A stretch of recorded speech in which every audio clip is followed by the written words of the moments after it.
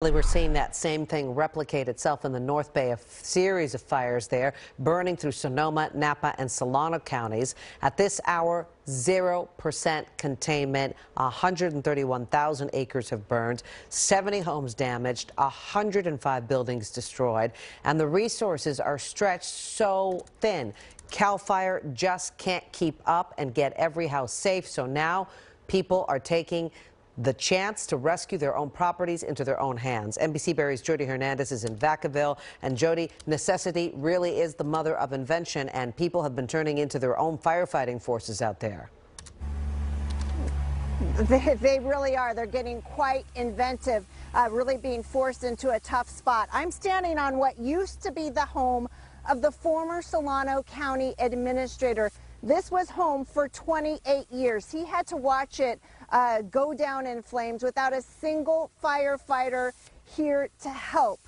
And like you said, many homeowners out here have been forced to take matters into their own hands.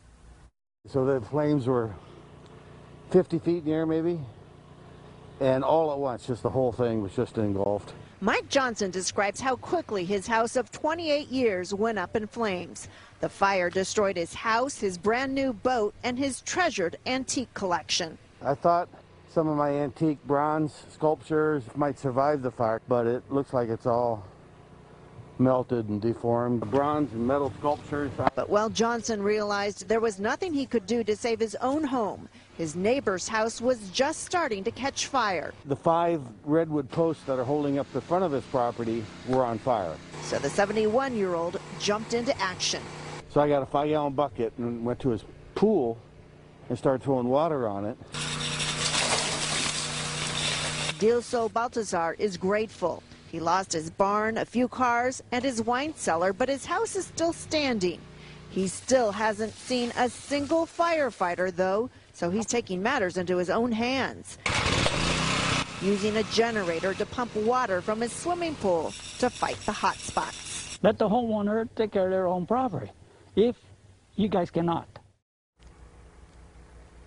And we're back here live where you can see Mr. Baltazar's house is still standing thanks to his neighbor, Mike Johnson. And this is what Mike Johnson saw.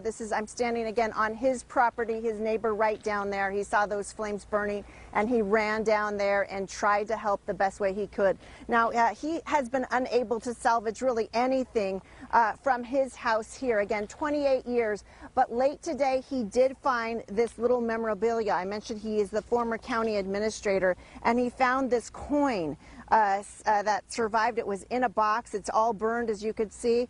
And again, showing this man's generous nature, he has given this coin to us as a memento. So something definitely I'm going to always treasure.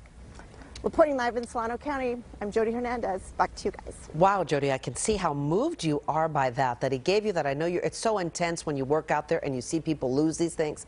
To have an act of generosity and kindness like that, I can see just how moved you are by that. Wow, that's...